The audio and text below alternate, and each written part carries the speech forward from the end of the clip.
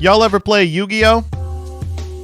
Yu-Gi-Oh! Is one of the most complicated games of all time. Not because the mechanics are unintuitive, with the possible exception of the damage step, but because of how long it's been around. Yeah, in 25 years of setting two cards face down and ending our turns, we've racked up a ton of game pieces. Almost 15,000 unique individual cards. Imagine if chess kept releasing pieces. Next expansion, in front of the pawns, we have the peasants. And then we have knight 2, and then checkmating the king is kind of a superfluous action. The real game is played by determining if Bishop Behemoth the Cathaholic is unblocked during your cleanup step. Unlike other games like Magic the Gathering and Pokemon, Yu-Gi-Oh! Doesn't have rotation, or alternate formats at all, really, putting it in league with other uncompetitive party games like Uno, Go Fish, or Commander. To keep decks balanced and the format healthy, they use a ban list. And in a game of this age, with this many pieces, it's 216 cards divided between bans, limits, and semi-limits seems quaint. A small price to pay for a game this healthy.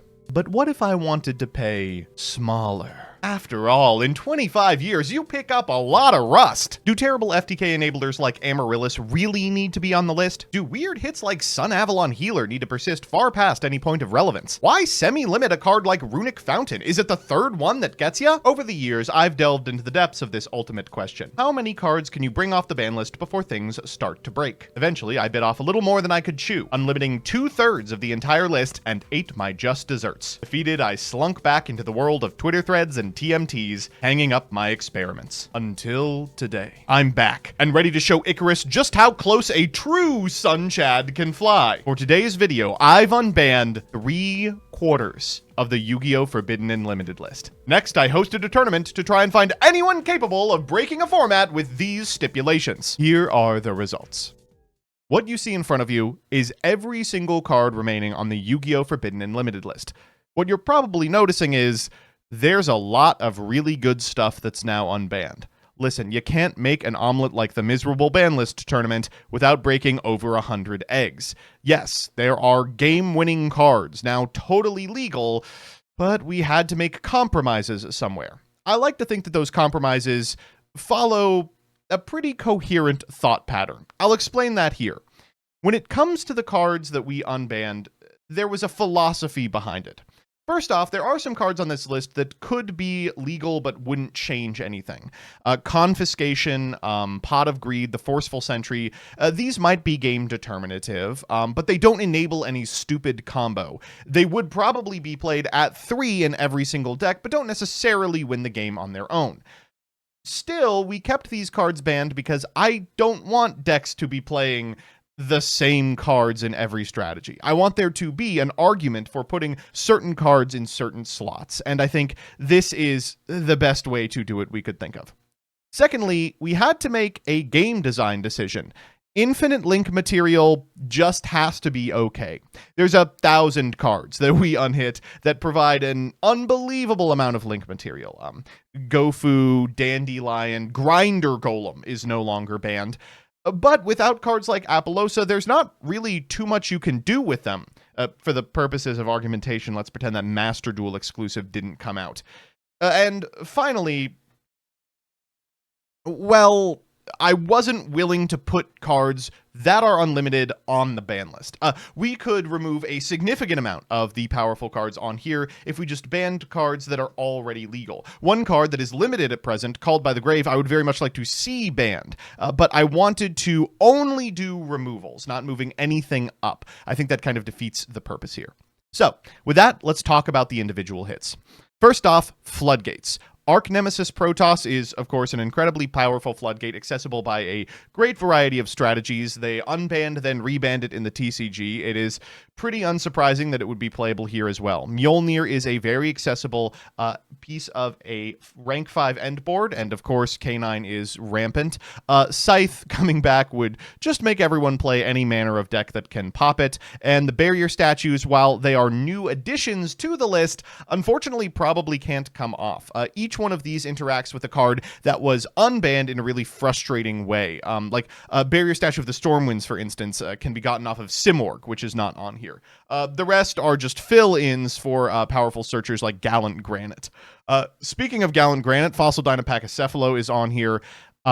As is Mystic Mine, which prevents you from playing the game, Cold Wave, which prevents you from playing the game, Imperial Order, Harpy's Featherstorm, Dimensional Barrier, Royal Oppression, Summon Limit, and Vanity's Emptiness, which all prevent you from playing the game as well. Even cards in the extra deck do the same. Abyss Dweller, number 16 Shockmaster, Paradise Smasher, Rongo Nimiad, S0, Azathoth, and even in the Link, Synchro, and Fusion elements, we have cards like Nightmare Griffin, and sort of Topologic Gumblar Dragon, though that's mostly just hand looping you.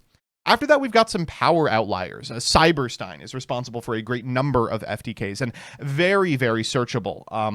We unfortunately were not able to take every single tier enabler off the list. Though Kit Kalos is on the ban list, this deck was very playable without Kit Kalos for a long time. We've brought back a Guido, just so they don't have him, and also because I think he's the weaker of the two.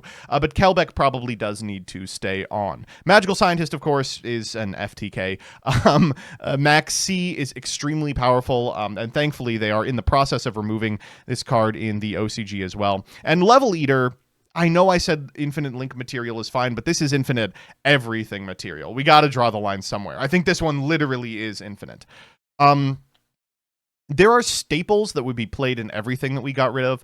Confiscation, the Forceful Sentry, Pot of Greed, Painful Choice, Last Will, Graceful Charity would just be stuffed anywhere they could fit. Mystic Mine, of course, needs no further introduction, but Original Sinful Spoil Snake Eye is a card that I got a lot of flack for in the actual stream, in which we decided which cards would be banned and which ones would stay alive. This is because Snake Eyes isn't doing anything right now. It would be at full power with this card unhit, but many people say that it won't stand up to the other preeminent threats in this format. I want to be completely clear. It would. You don't see a Baron on here, do you? People who think that the Snake Eye endboard was Appaloosa Pass are sorely mistaken. That deck is very capable of doing other things. Smoke Grenade of the Thief seems like a weird inclusion because historically it was used in Infernoble in order to hand loop, and that deck could just theoretically FTK under a great number of ban lists, but with the release of Doom Z, you can just Smoke Grenade 5 times by breathing. A pointer of the Red Lotus is on here, but you'll notice that Delinquent Duo and Trap Dust Shoot are not. Now, I think this card is better than those two cards. That's because a pointer of the Red Lotus can take anything. Trap Dust Shoot can only be activated if they have 4, so you're usually only using it during your opponent's first draw phase, and it can only take a monster in a format where you've just unhit a significant amount of power spell traps. Moreover, cards like Delinquent Duo are completely random. Your opponent gets to ditch the worst card in their hand after you ditch a random one, and it triggers a whole bunch of graveyard abilities in a format that may include Tearlaments. I don't expect either of those cards to be everywhere, but I think a pointer would have been if we kept it legal. Called by the Grave is a frustrating card. I think hand traps should resolve. I'd like it banned, but we'll keep it at 1. And therefore, as the only representative of the limited and semi-limited list, which has otherwise been completely freed. Beatrice, Lady of the Eternal, is unfortunately just a little too powerful still. The ability to send anything to the graveyard is unmatched. King of the Pharaohs gets a lot better in this ban list. There's a lot of rank 4 strategies that would just like to go through a Mitsurugi line. But also, with cards like the Tyrant Neptune legal, this is a really fantastic searcher for that. Laval Chain, same thing as Beatrice. Diablosis the Mind Hacker is probably not unhittable because we unbanned all of the Kashtira stuff. And for those of you who played during that period, getting zone locked is extremely boring. We have kept Kit Kalos hit. Unfortunately, I don't think there's anything we can do about it, as have we hit Chaos Ruler, the Chaotic Magical Dragon. Now, this isn't the be-all, end-all for Dragon Link decks. We unbanned Dark Matter, which is in many ways better than this card. But in important ways, it isn't, and that's why this one still persists on the list. Herald of the Arclight is both a floodgate and an endboard piece and a way to Mitsurugi. I'm shocked it was legal at all. Appaloosa being banned alongside Nightmare Griffin gives you shockingly little to do with infinite link material, and for that reason I think that these box out dozens of other cards that we were able to remove for their non-existence on the list. Hulk and Link Cross are cards I fought really hard for, but they are unfortunately in this day and age just too powerful. Hulk specifically can still get to Auroradon, which we have unhit, allows you to go for a Galaxy Tomahawk line, which is just absolutely frustrating in any deck that plays 7s. Malice Whitebinder we have kept on the list because otherwise I think Malice is probably the uncontested best deck in the format. We'll still maybe give it a look. Moon of the Closed Heaven for the same reason as Appaloosa and Nightmare Griffin. Gumblar Dragon because hand looping sucks, and Union Carrier for the same reason as Beatrice and Laval Chain. So, That's my reasoning for the cards that have remained on the list. Now, there is a lot that's really strong and available. I mentioned, of course, cards like Grinder Golem, but there's a lot more than that you can play. The Dandelion loops that are historically famous in plant decks. Floodgates like Jin, Releaser of Rituals, that do prevent you from playing Yu-Gi-Oh!, but I think are a little under the power level necessary to cause much of a stir. Extremely powerful playmakers like Prank Kid's Meow Meow Moo, which is still illegal in the TCG. Sprite Elf, which shockingly persists in Master Duel. I think a significant amount of these cards are very playable and make their associated decks extremely good. But there's only one way to find out if they are the best. All right, let's begin by looking at the lists. So first and foremost, we've got some control decks. I don't mean decks that perform a control function. I mean decks that are here to make sure that the metagame is unchanged. The first of these is going to be Branded Draco Tail, and not too much interesting going on here. They get to play the third copy of Branded Fusion, the second and third copy of Ketu. There's a Verte in the extra deck. We've got Vanquish Soul Canine, which I think literally is just allowed to play extra copies of cards that are limited. That's the only thing they got out of this.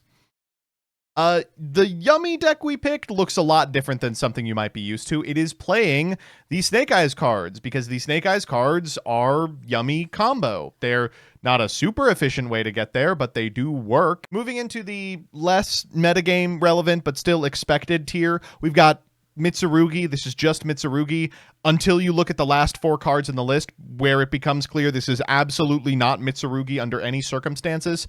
So Grinder Golem represents, I think, like 6 link material, because you can summon it, and then you can make Akashic Magician, bounce it back, summon it, make Security Dragon, bounce it back, and summon it again. And with all that material, you can get the necessary pieces to get like Dark Matter online, which can send Eclipse Wyvern and get you like crazy shit. But importantly, it can also get you enough material to make Nightmare Phoenix into Nightmare Mermaid into Ibli Lock for your opponent. So this deck has found a way to make a floodgate by virtue of the cards I unbanned. This is not looking good. Ryziel is also in here. This is about as heads up as a Ryziel deck could possibly look. It's got red reboots out of the board. I mean, oh my god, this deck. This is functionally just legal multiple times in Yu-Gi-Oh's history. This is Malice, just a heads up Malice deck, gets to play additional copies of cards that are at 1.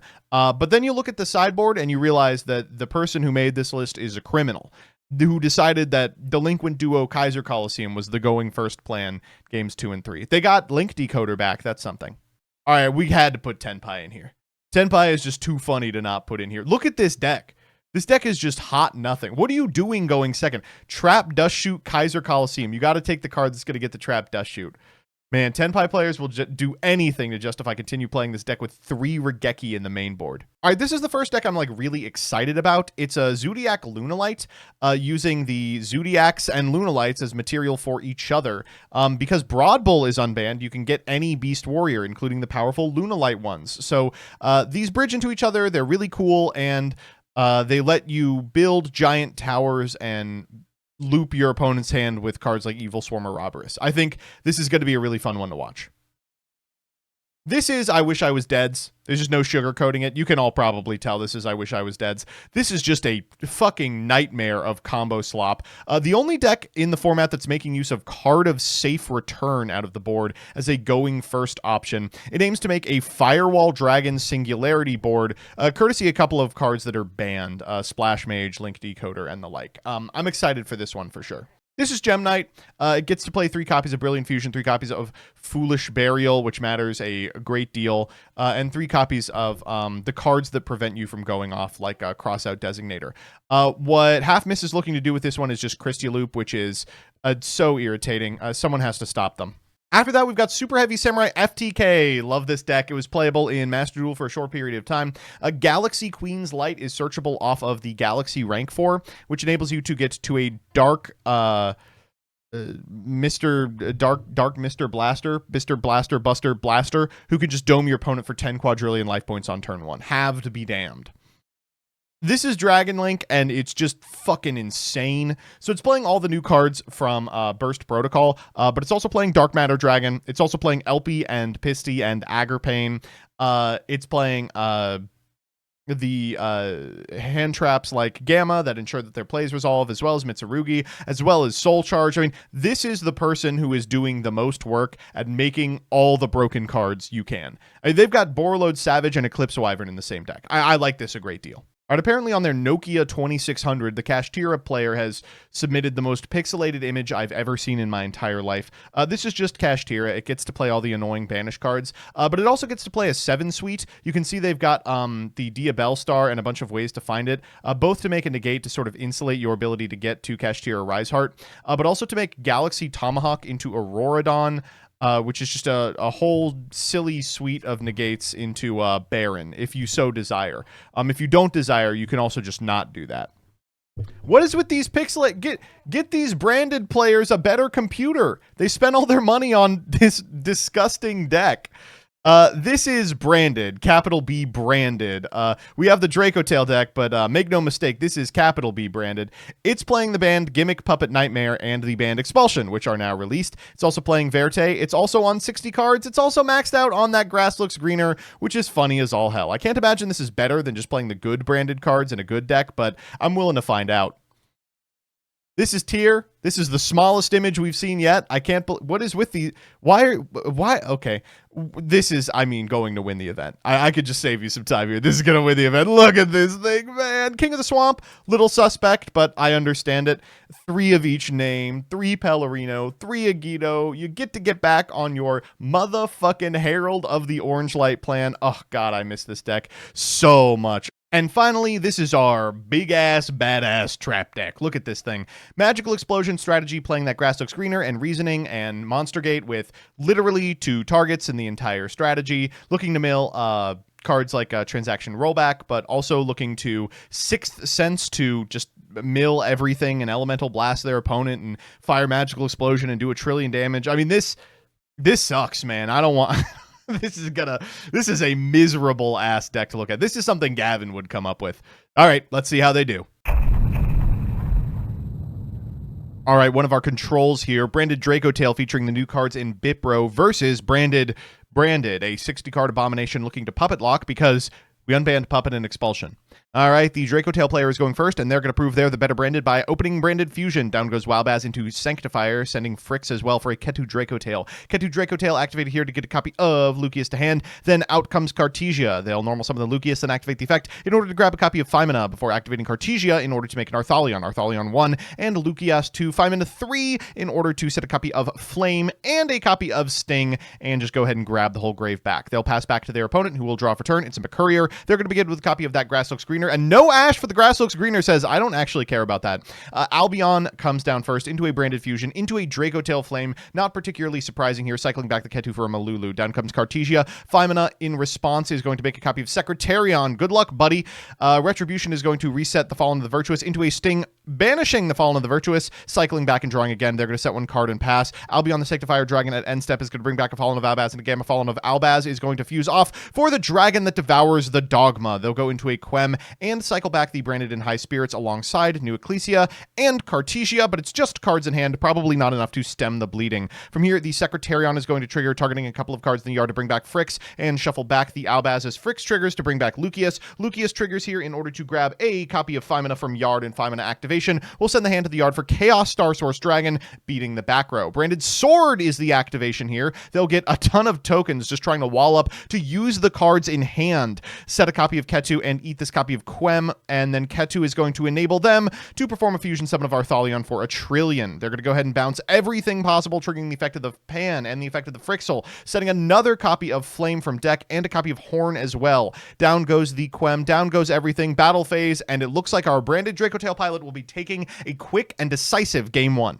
So it's time for game 2. This time, the branded player going first is open to Dear Servant. They're going to begin with Albion sending a copy of Expulsion into Wowbaz. Wowbaz here is going to trigger into a Fualos, just an incredible way to draw a trillion cards. Incredible Ecclesia the Virtuous into Dear Servant into Ash Blossom and Joyous Spring. Who says you need to save it for the branded fusion? Another draw off the Black Dragon. They'll cycle back into Incredible Ecclesia and trigger the effect of the Albion at end step in order to set a copy of the Fallen of the Virtuous. That's probably the end of the game, not nearly enough into this board. Ketu first and foremost to grab a copy of Urgula to the yard for a Secretarion Dragon, trigger the effect of the Urgula and the effect of the Femina, targeting the Secretary on Dragon with the Fallen of the Virtuous. Set a copy of Rahu, and that should be all she wrote. Rahu, Flame, normal summon Lucius. Lucius effect is going to grab a copy of Pan into Rahu Draco Tail in order to send that Pan to the yard for an Arthalion. Arthalion 1, cycling back the Ash Blossom and Joyous Spring. They're going to activate the effect of Incredible Ecclesia and the effect of Ecclesia the Black Dragon to get a copy of Cartesia and Fallen of Albaz, which means at point of resolution they will be able to do absolutely nothing. The Albaz sent to the Cartesia negated means that there's not a lot of respite left for this branded player. They can use the Rindbrum to cycle back the Fallen of Albaz, but here it just seems like too little too late. Albion 1, Frixel 2, Albaz 3, the Fallen and the Virtuous 4 checks it, has to use itself as fusion material, so when it goes to the yard, its effect won't resolve. Out comes Mirror Jade. They'll go to the battle phase. Over for 25, 3, and 3. 2 decisive wins for Branded Draco Tail, and Branded is out. Our second match is going to be Gem Knight, making use of the Brilliant Fusions alongside the Crystioch into Tenpai. Why did we let Tenpai in here? Okay, well, unsurprisingly, this Tenpai player has opened Dimension Shifter. Take that. Herald of the Arclight is going to contest that, but down comes the Fubulos. They're going to activate a Foolish Burial in order to send a copy of Neprim to the graveyard. Neprim's going to trigger, summoning itself, then activating its effect in order to grab a copy of Gem Knight Dispersion. Into Droll and Lockbird. Says, you know what? Actually, forget about the Fubulos. I just don't want you drawing. Chudra! Ugh, what a game, dog. Chudra into Pydra. Pydra into Kaiman. Attack over the Neprim. Kaiman into Fulos. It doesn't matter, the game's over. Fadra into Chudra. Activate the effect of all your little Chudras. Pydra to Synchro 2. Sagenpai Biden Dragon. Pydra SCL2 to make Transcendent Dragon. Nice Nibiru, idiot. You can't activate shit. Biden summoning itself back, and that's the first game down. So it's time for game 2. Hey, we may have made a mistake here.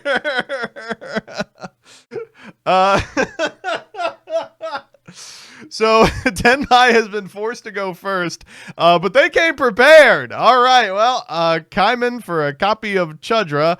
They'll go main phase, normal the Chudra, and good luck, idiot. Okay, well, Infinite Impermanence targeting the Chudra does nothing into Brilliant Fusion. That at least gets out a Master Diamond Dispersion. They'll activate the effect to summon a copy of Lady Rose Diamond, and they can walk over it. Just kidding. Forbidden Crown. Eat shit. Back to the Tenpai player who draws for Pydra. Man, I hate this game. All right, Chudra first and foremost for a Meteor Burst, and then now that we're locked, we'll go for Sung and Kaiman for Fadra. Fadra trigger to bring back this Chudra, and that's the end of the game. We'll activate Chudra. Genroko to take damage. Trigger the effect of Chudra. Biden to bring back the Pydra in the graveyard. Pydra to make the Transcendent Dragon. This is 3, 25, 26, and 17. I think that, unfortunately, is lethal, courtesy of Trident Dragion blowing up these Kaiser's Coliseum. Here's a matchup I am really excited to cast. Lunalight. I was excited to see what Zodiac would accomplish in this tournament, and combo pieces for Lunalight seem perfect. They're playing against Malice, one of the premier combo decks in the format, so we'll see what happens. Fulos comes down first. They're going to set one card and pass here. The Malice player draws for turn. They're just going to go off to the races, beginning with a Chessy Cat, cycling this Dormouse back into a Droll and Lockbird. Hopefully that stops them, but realistically, I know it won't. Mathmech Sigma to the field. They'll activate the effect of the Dormouse in order to banish a copy of White Rabbit in order to summon itself back. Then afterwards, they're going to activate the White Rabbit in order to set a copy of Malice MTP07. That's going to make a Splash Mage trigger to bring back this copy of Chessy Cat, go into a Link Decoder, into a Transcode Talker, Link Decoder effect to summon itself back, and then afterwards Transcode Talker to bring back this copy of Splash Mage. From here, they can make a copy of Access Code Talker, targeting the Transcode Talker, use the effect in order to pop the last remaining card, the Crossout Designator, and a scoop from our Lunalight player. Oh, this time for sure the Lunalight player is going to get to play. Or not. You are kidding me, dog. There's no way we put this deck in the format just for it to get stopped by Hand Trap Turbo twice. Nice try with the Ash Blossom, but a little too late. The extender here in Malice and Underground will be enough. Bring back the White Rabbit. White Rabbit trigger is going to go ahead and set a copy of MTP07. From here, they can link off for a Heart's Cryptor, go to the battle phase. Attack for 31, activate the MTP07. Of course, that's going to allow them to bring back the Heart's Cryptor, take 9, Droll and Lockbird here into a Gamma. Idiot, you're taking way more than that. Out comes both Gamma and Driver, as does Heart's Cryptor, now beefed up to 56. What a cool match. While the last Malice game was a huge pile that played a lot of the At Ignister cards and just happened to see the Malice half of the deck, this is a more dedicated Malice strategy, making use of a lot of the consistency pieces that we unlimited. It is playing against Dragon Link, which has a lot of crazy new tools. It's going to have to navigate a couple of Bestials in this game, but maybe it'll be able to. They're going to activate the effect of the Magnemite into a Dragon's Ravine. That'll be activated here, pitching a copy of Serenir in order to send an Absorrouter trigger, and Serenir CL2, sending a Bestial Lubellion and grabbing a Tracer. Out comes Wyver Burster into Seals, Wyver Burster trigger. Now that the FDK is online, we can do other stuff. Seyfert is going to target the Lubellion into a copy of Druis Worm. From here, they're going to go into Boot Sector Launch, activate the effect in order to summon a copy of Rocket Tracer. Then Tracer effect, popping the Boot Sector Launch into an Ash Blossom. Jeez, are you done yet? From here, they can make Black Dragon Collapse Serpent into Elpie, and they're still going. Out comes White Dragon Wyver Burster into Pisty. Elpie here is going to be able to summon a copy of Rocket Loader from deck. That's right, there's Bipro cards in here. Out comes Rocket Detonator into a copy of Breach Boral Dragon for the counter trap. That's going to make a copy of Triz Boral, whose effect will activate for double trigger. We'll activate that now by fusion summoning. We'll make a copy of Borreload Fatal Flare Dragon and grab a Rocket Caliber. Pisty can summon from the banished zone this Rocket Detonator, and then Triz Boral can target this Boot Sector Launch, trading it for some powerful cards from the yard. Boral End Dragon will negate the Bestial Magnemite to bring back the Rocket Detonator, and then afterwards we can cycle from Fatal Flare back to the field courtesy of Detonator. From here we can make the other 5, Boral Shroud Dragon, sending the Magnemite and passing back to an opponent, staring down a crazy board. They'll go to battle phase to contest the Hieratic Seal. They will activate Bestial Magnemite in order to check it into a Bestial Serenir, because of course the Druis Worm is still on field. From here they'll attack into the Boral Shroud and trigger the Druis Worm to send the Boral Shroud, but Boral End might be good enough. Reboot counters the Gold Sarcophagus, and afterwards they're just going to set 1 and pass. Boral End, target the Detonator to negate, allows them to bring back the Tracer, and this should be all she wrote. A quick launch here should wrap it up quickly. Serenir contesting the Bestial Magnemite as early as possible, and then afterwards the Bestial Magnemite gets contested by the Boral End Dragon, who can bring back this copy of Rocket Loader. From here, they'll just scoop. So it's time for game 2, and man, we really should not have left Kaiser Coliseum legal. I'm seeing the error of my ways in real time. Dormouse trigger here is going to banish a copy of White Rabbit. White Rabbit is going to summon itself. It will set a trap from deck. The one they're going to get is GWC06. Fulos comes down now into a Linkaribo. Fulos draw. Magnemite, target the Dormouse, summon it from hand, then activate the Magnemite and the Dormouse in sequence, summoning it back to the field. From here, they can link off for a copy of Heart's Cryptor, draw another card off the Fulos, and down comes Kaiser Coliseum and a set copy of Malice in the Mirror. They'll grab a Bestial Druis Worm at end step, and then pass back to the Dragon Link player. Caliber first, Lubellion second for a copy of Magnemite. Magnemite, target the Dormouse. They'll summon the Magnemite to their side of the field and activate the effect and go into Breach Boral. That's going to enable them to get the new Boral field spell, and Heart's Cryptor is going to banish the last remaining card, which is going to enable them to get locked under Kaiser Coliseum. However, by thrusting for talent, we can just go ahead and take that, turning off the Coliseum the old-fashioned way. The reboot will contest the Malice in the Mirror, but the GWC will summon back the White Rabbit, forcing the battle phase. MTP07 means that they will have at least a little bit of follow-up. They'll go Wyver Burster into Druis Worm, which locks them once again under Kaiser Coliseum. They can safely go to 2 off the White Rabbit into a Boral End Dragon, trying to do their best in order to cycle from the yard as MTP resolves, passing turn, getting the Magnemite trigger, and passing back to an opponent who has a locked-up copy of Dormouse. First, Malice in the Mirror to contest the Boral End Dragon, and then an activation of Chessy Cat, which prompts the concession. I never thought I'd be excited for Kaiser Coliseum math, but here we are.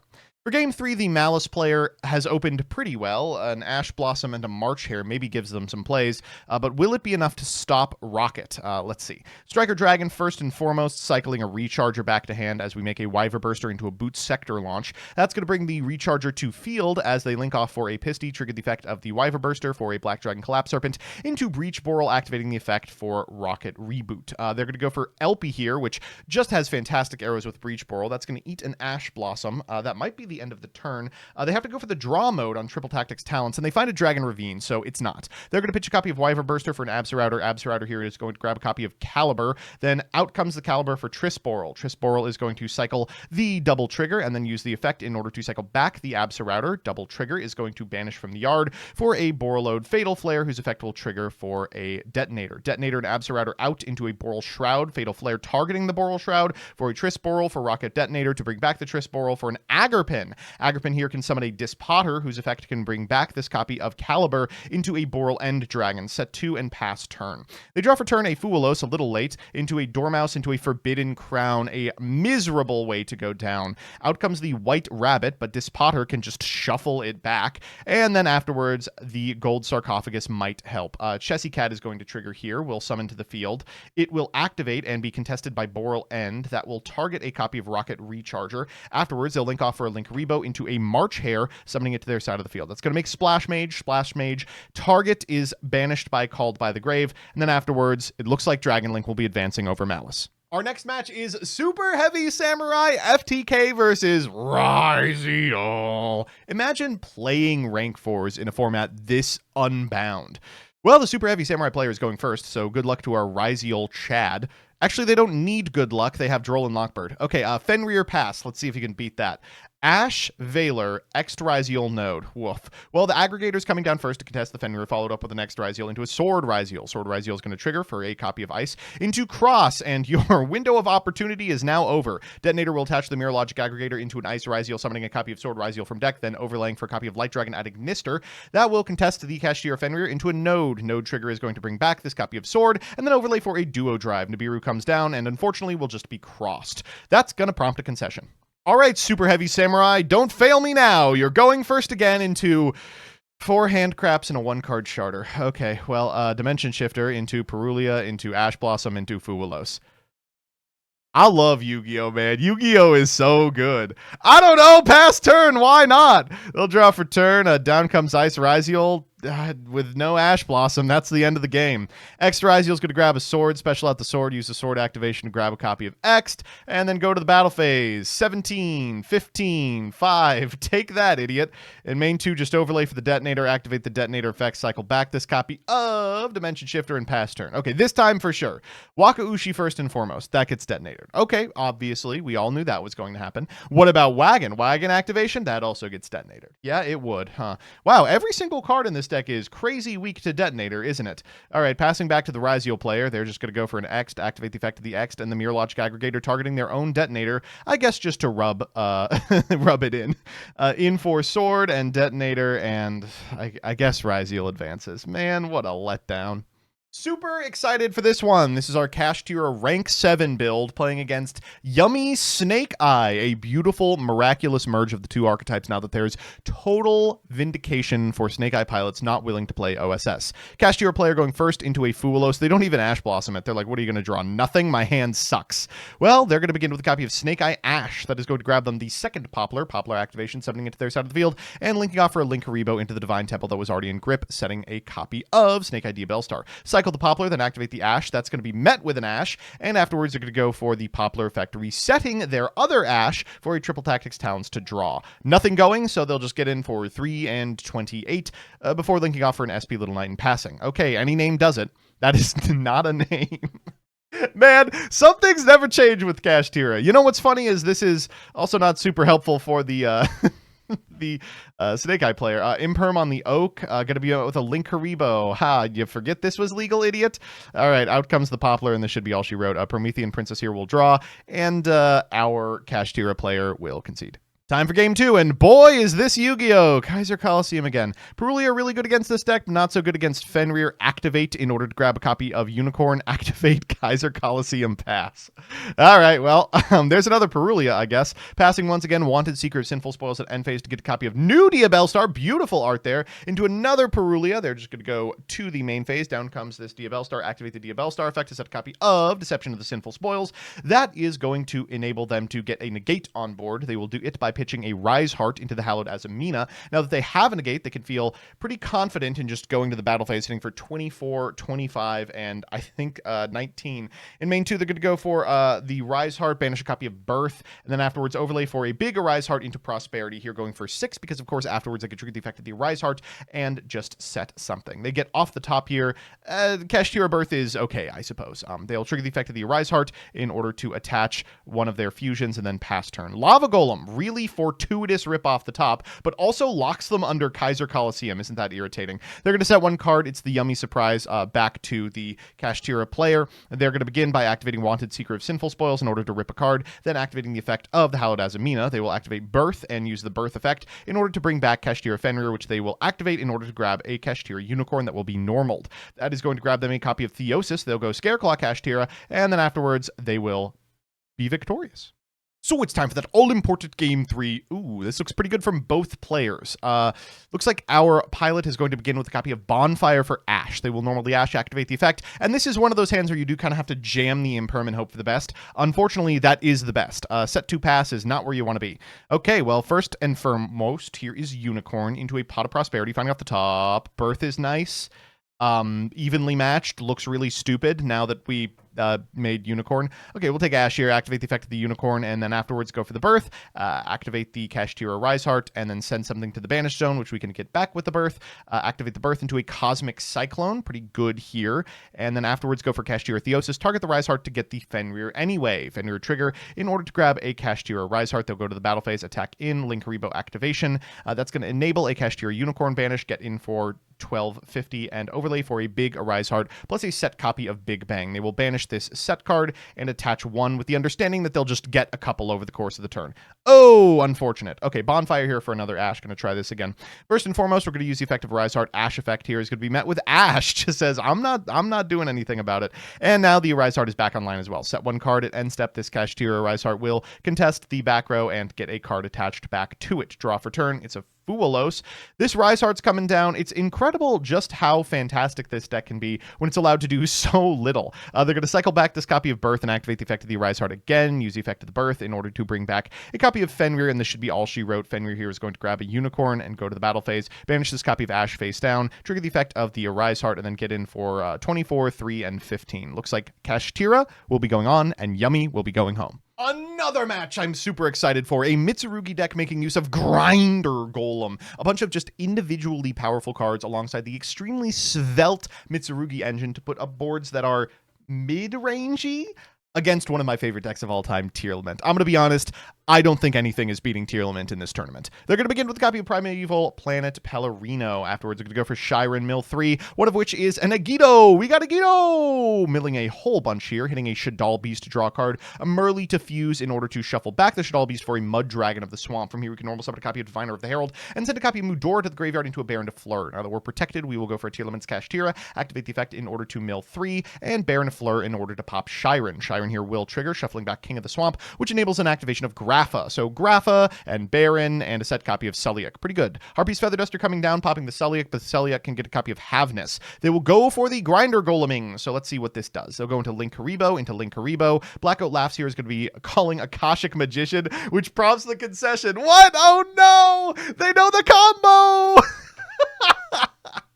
Not a fantastic showing, but I'm happy that this Tearlaments player is doing their homework. Mitsurugi gets to go first in game 2 into 0 points of interaction on their opponent's turn. They're going to begin with Habakiri into Aramasa. They will get a copy of Ame, and then afterwards they are going to go to the main phase, activate this copy of Mitsurugi Ritual, and Ritual Summon from the hand a copy of Ame. They will go for the effect of the Saji and the Kusanagi in sequence, adding from deck to hand a copy of Mirror. Ritual here is going to summon from deck, get a copy of Futsu, and then trigger the effect of the Murakumo, bringing itself back and adding to hand. From here, Mirror allows them to cycle the Futsu for a copy of Habakiri, and then bring back the Futsu, enabling an overlay of Galaxy Eyes Photon Lord into Dark Matter Dragon. That's right, we are doing Eclipse Wyvern stuff here. Eclipse Wyvern triggers here. They're going to banish a copy of Phantasme and bring back this copy of Tempest. Afterwards, they will make a copy of Nightmare Phoenix into Nightmare Mermaid, because guess what? There is an Eebly angle into Second Mermaid. Give Eebly to the tier player, set 2. This looks like a quick win for the Mitsurugi player, but I never count Tearlaments out. Primeval Planet Pellerino, they'll go to the battle phase, and then main phase 2,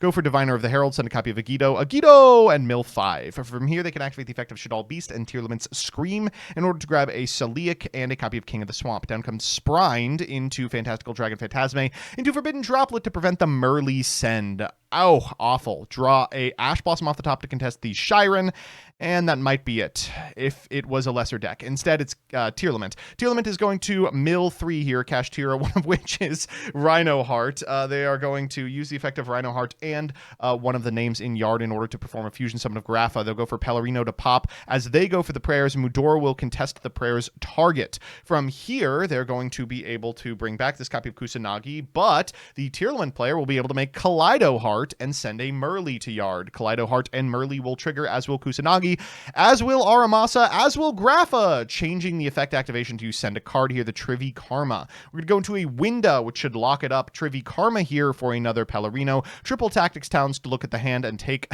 their copy of prayers and leave them on Ritual. Okay, good luck. Ritual's coming down. Obviously, that is the only special summon. Murakumo triggers here, as does Futsu, but it's not a match for this copy of Celiac.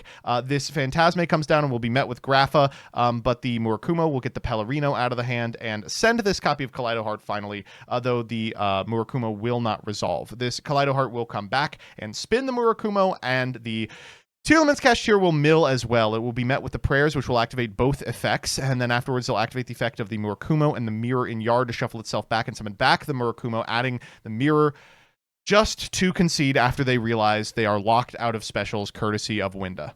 God, this deck can do anything. We've got another one of our benchmark decks here, K9. They get to play extra copies of Rhoda and Yokel, but I don't think that was the difference maker. They are playing against a 50-card Runic Paleo list that I thought was insanely funny. All right, so the Paleo player is going first. They're going to begin with a copy of Runic Slumber. They will grab, unsurprisingly, a Hugin. Hugin pitching a transaction rollback is exactly where you want to be. They're going to make a Fountain, set 2, and pass. The K9 player is going to draw a copy of Ash Blossom and Joy Spring. They're going to begin with a copy of Rota. That's going to grab them a Raisin. They will Rota again, which grabs them another Raisin. Finally, they'll stake your soul into a Black Goat Laughs, naming Xiaolong. Okay, well, no targets then. Raisin will activate here in order to grab a copy of Holly Sue, who will activate, summoning herself. That will be met with a Paleozoic Dynamicius, but it's a little too late. Fire and Dark means we can already summon the Mad Love. The Holly Sue will get banished, but the Mad Love will trigger in order to grab the Vanquish Soul Start. From here, Start can target the Mad Love in order to add from deck to hand another copy of Holly Sue. Yokel can reveal the Holly Sue, summoning itself in the Holly Sue for 2 5s, and then Yokel can add from deck to hand a copy of Izuna. From here, we can go Rock of the Vanquisher, use the effect to cycle back a Vanquish Soul monster as Rosin reveals Fire and Dark in order to pop the Hugin. Hugin shuffles back, but Izuna now can trigger as well because we've activated the effect of a monster in the graveyard. Down comes Lupus. Lupus can come back, and then afterwards we can make Ripper, activate the effect of Ripper, grab a copy of Case for K9, activate it, I imagine, for a copy of Lantern. No, another Izuna. We have Lethal. What am I talking about? Woof. Quick one. So it's time for game 2, and 2 really exciting things happening here. The Paleo player has found the reasoning that turns on the magical explosion win condition as well as the grass that looks greener. But the K9 player has found Phedralis Harmonia, a card we have not seen yet. First and foremost is a Runic Flashing Fire for a copy of Hugin. Hugin effect in order to pitch this copy of Magical Explosion into an Ash Blossom. No big deal, because what we really want to resolve is the grass looks greener. Down goes the entire deck, and met up with a reasoning calling A tier, Sixth Sense gone, Fountain gone, Elemental Burst gone, probably for a transaction rollback, which we just hit. Oh my god, does it ever end? Another explosion to the yard. From here, we finally hit a Lady Lab. That is an 8, so we'll prompt the end of the turn. Stake your soul, first and foremost. We'll summon out a copy of Dr. Madlove. Dr. Madlove will trigger here. It has to be negated, because otherwise the field spell will contest the Elemental Burst, but it is tagged out of for the Borgar. Borgar effect will draw a card. Then afterwards, they can activate the effect of Vanquish Soul, start targeting the Borgar in order to go ahead and grab a Rosin. Rosin comes down, will activate the effect in order to grab a Xiaolong, then activate the effect Fire and Dark in order to destroy all monsters the opponent controls. They will go for a Rock of the Vanquisher in order to grab the Vanquish Soul monster back into Izuna because we activated Hugin. Izuna effect in order to send a Lupus. Lupus effect to summon itself to the side of the field into transaction rollback for Elemental Burst. That will pop everything but the Borgar, but it's still not sufficient because the Xiaolong and Yokel can come out and do 25, 2k, and 24 into the 4,000 life point total. K9 advances. The first match of top 8 is going to be Tenpai versus Branded Dracotail, and yeah, that's Tenpai. I don't know what you want me to tell you. All right, Branded Dracotail is going first. They're going to begin with a copy of Rahu into Fuwalos into Gamma. What a crazy card to be legal at 3 here. The Rahu resolves in going to grab a copy of Arthalion to the field, which will trigger getting the Lukias in grave. That Lukias will set a copy of Ketu and get added back to hand, and Ketu will grab a 5-mana. From here, they're going to normal summon the Lukias, activate the Lukias effect in order to grab a copy of Urgula, then 5-mana send the Urgula to the yard in order to make a Secretarion, trigger the effect of the Urgula to set a copy of Flame, and then afterwards trigger the effect of the Urgula to cycle back the 5-mana. They'll set a Sting and end turn. Well, that's Raigeki. All right, Genroku comes down next. They're going to go for Pydra effect, Pydra activation in order to grab a copy of the field spell. They'll go for Song and Summoning into a Sting, shuffling a bunch back, into the activation of the Song and Summoning into a Flame. Okay, that's everything accounted for. Well, let's go to the battle phase, I suppose. They'll activate Song and Kaiman, and this should be all she wrote. Down comes Chandra. They'll activate the effect of the Chudra. That'll bring a copy of Phaedra to the field. In with 17, in with 16, trigger the effect of the Chandra and the effect of the Pydra. It's going to enable them to make a copy of Bident Dragon, activate the effect targeting Chandra. Since 2 cards went to the yard, Arthalion comes back, but it doesn't matter because we can go Phaedra in order to summon a copy of Transcendent and Bident in order to pop this copy of Song and Summoning, increasing the attack on the Transcendent and getting an over for 3k and 26. Maybe game 2 will go better. I mean, we've opened Branded Fusion.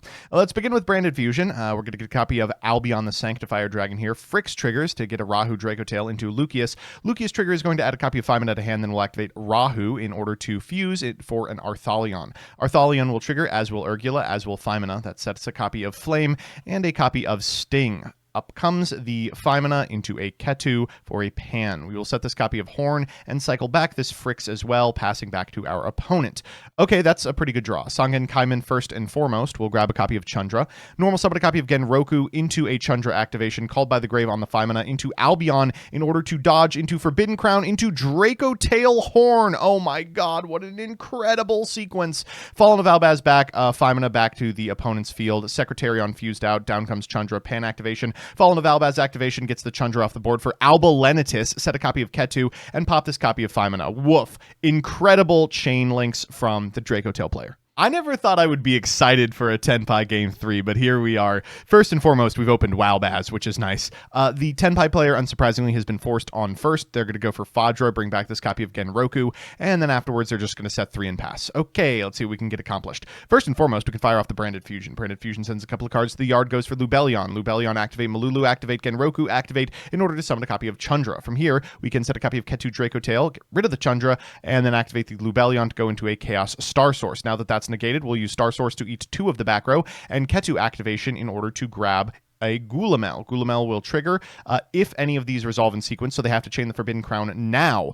They'll go set a Rahu into a Lukias and eat the field spell into Rahu activation in order to make Arthalion. Now, they can't kill this turn because the Tenpai Dragon Chandra is protected by the Forbidden Crown, but they can set up an unbreakable board here with Horn and Flame and all monsters off field. 5-mana activation here makes Secretarion Dragon into Lukias trigger in order to set a copy of Sting. Secretarion Dragon shuffles a couple of monsters back here, the Frixel, and then activates the Frixel effect to get the 5-mana back to field and then to hand. Urgula cycles back the Lukias, and then we can set this copy of the Fallen of the Virtuous before passing. We'll use the Fallen of the Virtuous as early as possible to eat the Chandra. They will go to the main phase with the best card remaining in their deck here, a Pydra, in order to grab a copy of Sangen Kaiman. Of course, that won't resolve because of the Flame, and Dracotail will advance. Next up, we've got this sick-ass Dragon Link deck playing against standard Kashtira. They're going to begin with a copy of Fenrir. Fenrir activation here will grab a copy of Riseheart. They'll go for Birth, and then afterwards go for Riseheart. Riseheart activation will get a copy of Kashtira Unicorn, banish 3, then activate the effect of the Birth to bring back the Unicorn. Unicorn activation will grab a copy of Kashtira Theosis into a Riseheart.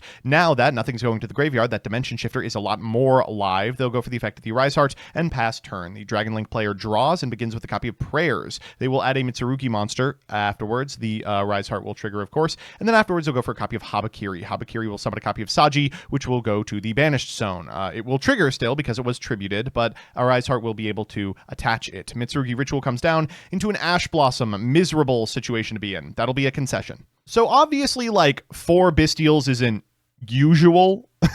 Oh my god, look at this hand. Okay, so I imagine the Shifter's coming down, and now look at that. There's 4 cards in hand. Duo's going to deal with 2 of them. Then Duo's going to deal with 2 of them into Habakiri.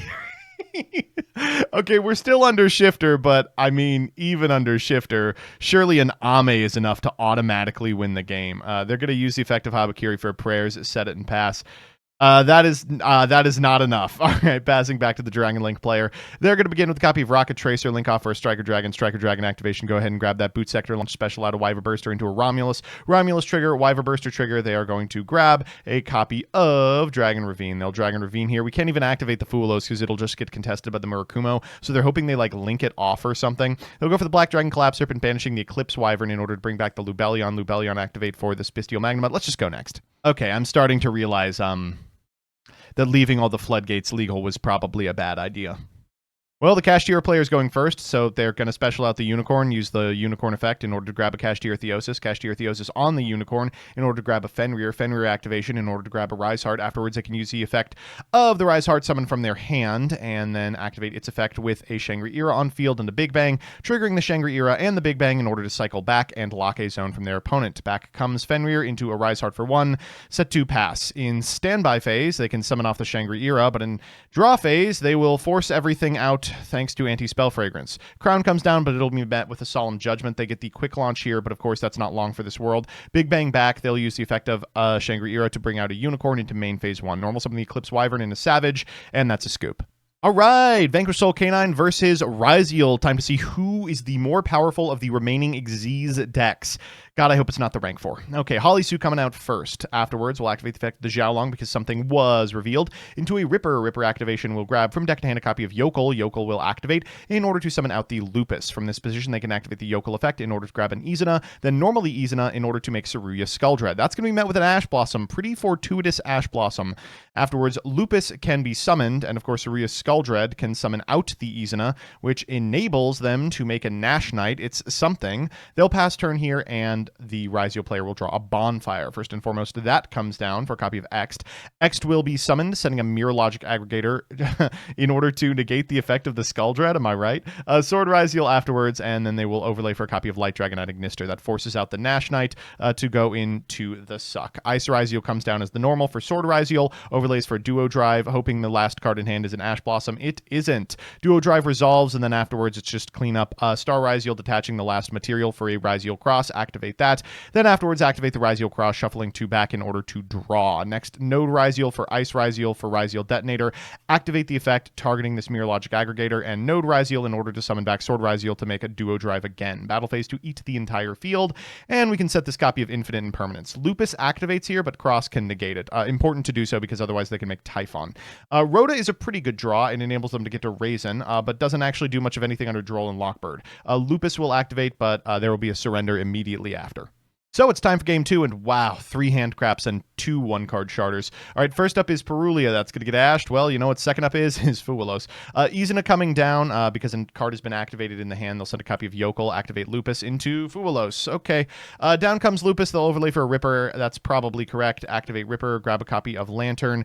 That's Droll and Lockbird. That'll be negated by Ripper. Then afterwards, they'll go for Lantern, target Yokel, summon to their side of the field, and then activate Yokel to grab the Noroi. Lantern here can get a copy of a Case for Canine. Case for Canine activates to get another copy of Yokel into Reinforcement of the Army into Raisin. Raisin activates here in order to grab a Holly Sue and then makes a Rock of the Vanquisher for another draw. Rock will add back a Vanquish Soul into Holly Sue activation. Summon to their side of the field into a Nash Knight. Fulos draws again, and down comes Nibiru before they can make it to the negate. From this position, they'll go for Yokel, summoning to their side of the field a copy of Noroi. Trigger Noroi in order to look at the grip, and then send a Case for Canine in the process. Valon can tuck the Nibiru, which is something, but they're passing on no points of interaction here. They'll begin by flipping up the Nibiru, and honestly, we'll just scoop from there. 2 big sexy combo decks here. Add Ignister versus Tearlament. You know where my money is. Tearlament starting is really fantastic. Could begin with the copy of Pellerino for and Tearlament name. Rhinoheart here is going to send a Merly to the yard. Merly trigger is going to enable a special summon of a Grapha. Now that we have insulation for our plays, let's go for the Shiren. Mill 3, one of which is a Tear Cash. Mill 2, a Guido and a Saliak. That's pretty good. Grab a Havness to hand and mill an additional 5. 5 from this Add Ignister player as well. Cards I bet they wish were still in the deck. They will make a Mud Dragon of the Swamp, which enables them to overlay for a Bahamut Bahamut Shark for Toad, and then afterwards, of course, we'll go for a Tier Cache, targeting ourselves, milling 3 off the top, and then afterwards making an SP Little Knight. This is probably enough, but it's not the most explosive board the deck is capable of.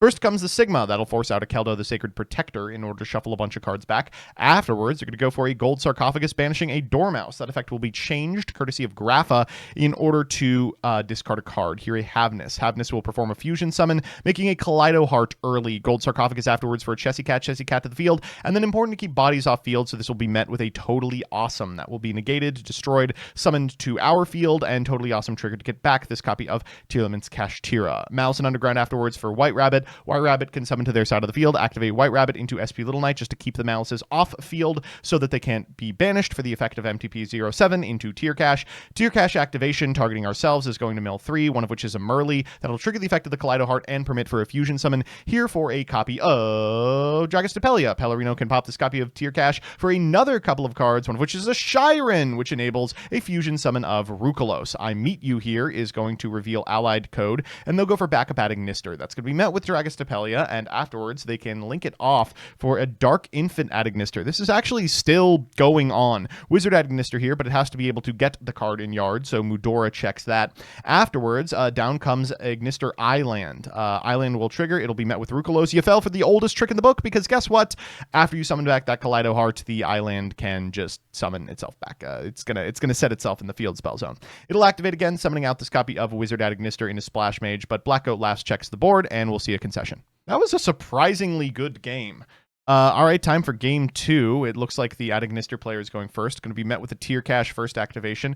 Tier Cache activation into Ash Blossom and Joy Spring. Says, I'm taking no chances on the mills. They're going to go Link Decoder into a Wizard Adagnister, cycling back the Chessy Cat into a Wick Kid, into a Dark Infant Adagnister, triggering both it and the Wick Kid. Afterwards, they are going to go ahead and grab a Baruru Adagnister into Splash Mage into Island. Island can trigger because there's nothing in the main monster zones for Baruru. Baruru can trigger in order to send a Picari, and then the Splash Mage can bring back the Picari. That's cute. Into Firewall Saber Dragon, a card that I have literally never read in my entire life. Back comes the Picari, whose effect will activate. Afterwards, they're going to go for a Transcode Talker, trigger the effect of the Firewall Saber Dragon, and fire off the Transcode Talker in order to summon back the Link Decoder. I Meet You next, revealing a Fire in order to grab a Chi-Chi. Going to link off for a Dark Templar into Island into a Chi-Chi. A Chi-Chi trigger will grab them a copy of, oh my god, they can just keep going between Wizard and backup.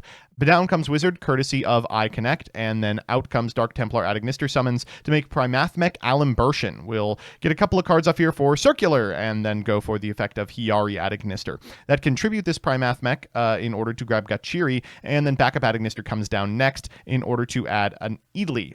Firewall Dragon normal mode here, Circular sending Sigma, and Malice and Underground in order to get a Dormouse. We have moved on to the Malice portion of the deck. Dormouse here will trigger in order to banish a copy of White Rabbit. More than anything else, these are just material. White Rabbit will trigger in order to set a spell trap here in MTP07, then link off for a Red Ransom. Firewall Dragon and Red Ransom and Malice March Hare will all trigger here in order to summon out this Idli. They'll go for Firewall Dragon to add back Ash Blossom on their way to Cryptor, trigger the effect of the Idli, putting it on the Tearlament player's board, and now that there's nothing in the EMZ, we can go Sigma effect into Circular effect. Gachiri here is going to target the Sigma, summoning itself before making a Firewall Dragon Singularity, using the effect of Gachiri and equationing back the Primathmech Alimbertion. Hearts Cryptor can use its effect here to banish this copy of Tearlaments Kashtira on the way to Allied Code Adagnister, triggering the effect of the Firewall Dragon Singularity and bringing back the Hearts Cryptor, the Red Ransom, and the Transcode Talker. Finally, they will end their turn. Well, this is not going to work. Merly, first and foremost, is going to be contested by the Allied Code Adagnister into Triple Tactics Talent, which is fine. This card is unaffected. So it's time for that all-important Game 3, and, well, an Ash Blossom is probably not enough versus functionally full-power Tearlament. Pellerino coming down first is going to grab a copy of Tearlament's Kashtira. Merly comes down, is going to be met with an Ash Blossom. It's one of those hands where you just have to hope they don't have any extenders, but they do have negation in the form of Herald of the Orange Light. Back comes Rhino. Rhino triggers, Kashtira triggers, and from here we can go Celiac and Havness, adding from deck to hand a copy of Tier Cache, and fusioning for a Kaleido Heart. Tier Cash comes down and we'll mill 3, targeting ourselves. From here, we can activate Trivy Karma in order to grab Scream, then activate Scream on our way to a copy of Sprite Elf. Scream here is going to mill 3. Sprite Elf can bring back a Tuna Monster, and then set a copy of the Black Goat Laughs. Iconect's not bad. They'll go for Signet Mining, pitching a copy of Circular, and then afterwards they'll go for Achichi Adagnister, while Tearlaments Scream triggers. Thankfully, not too much there to be scared of, but Kaleido Heart is enough, shuffling back the Achichi. The Black Goat Laughs calling Circular here is just absolutely devastating. It doesn't get specialed into Iconnect into backup Adagnister. From here, they can use backup Adagnister in order to grab a Dormouse into a Sigma, summon to their side of the field into Dark Infant in order to grab an Island. From here, they can make Splash Mage into Sprite Elf, targeting Merly. This will trigger the effect of the Merly and hit a Shiren and a Merly. Ugh, okay. I mean, what about all the luck in the world? Grapha into Dragostapelia, into Pellerino, popping the Splash Mage. Ignister Island allows them to special summon a copy of Picari, but that's going to be checked by the Dragostapelia. Afterwards, they are going to concede. Time for our first match of top 4, Ryziel versus Dracotail, and I gotta say my money is on Dracotail. This deck is so comprehensive. They'll begin with a copy of Ketu Dracotail. Afterwards, they're gonna go for a Lucius, triggering the effect of the Lucius in order to grab an Urgula into a Feimina in order to send everything to the yard for an Arthalion. Arthalion 1, and Urgula 2, and Lucius 3, and Frixel 4, and Infinite Impermanence 5. Stranding everything in the yard is pretty good, but of course, Dracotail will still get to set cards to the back row here, a Rahu and a Flame and a Sting. Afterwards, they're going to go ahead and activate the Walbaz and Grip. Fall into the White Dragon to the field, Incredible Ecclesia to the field, and those are going to be sent to the yard for a Synchro Summon of Ecclesia, the Black Dragon, into a Cartesia. Cartesia performs a fusion summon here of Secretarion Dragon, activating the effect, targeting the Frixel and the Walbaz back into the deck. Frixel triggers here in order to grab a Feimina, that back to the hand, and then afterwards they can activate Rahu in order to perform a fusion summon of Arthalion again. We'll trigger the effect of the Pan and the Feimina, setting a copy of Ketu and a copy of Horn. We now have all traps accounted for. Urgula here in order to grab the Feimina back. Past turn, Albion will be met with an Ash Blossom and Joyous Spring. I guess the Ryziel player thinks they can beat everything else. Cartesia back to the grip.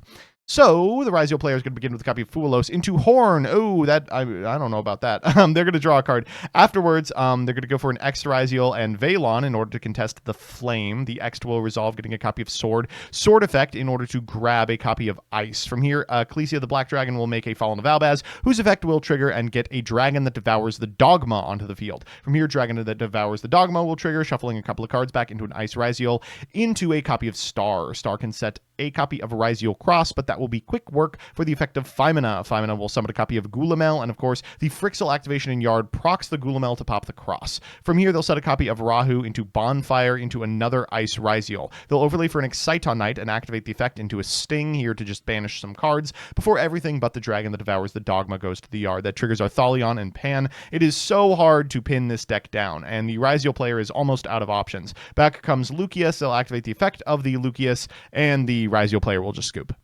So it's time for game 2, and now this is fun. Okay, all right, okay. Dimension Shifter into Gamma into Fuelos. 2 cards to their side of the field. What if you just pass here? No, they're going to go for it. X Ryziel and a Valon. They're going to grab a copy of Sword Ryziel, activate the effect of the Sword Ryziel. In order to grab a Star Ryziel, overlay for a Detonator, activate the effect of the Detonator. And then, of course, they can also special summon the Star Ryziel in order to grab a copy of Ryziel Cross. They're going to go for Feimina here before the Cross comes down into Arthalion. From here, they can target the Detonator, but the Detonator can target the Arthalion as well. They get to set a copy of Rahu and cycle back the Feimina. The Valon that was attached will pop the Rahu, and the Ryziel Cross will draw a card.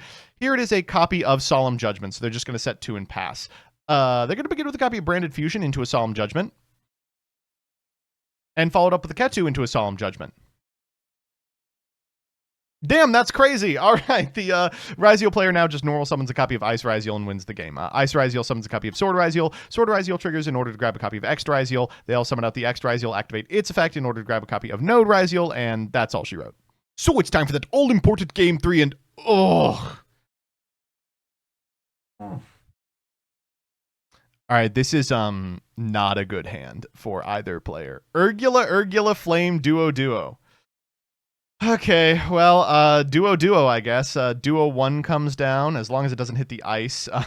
Duo 2 comes down as long as it doesn't hit the X'd. Well, nice Flame. Can it beat X'd Ice?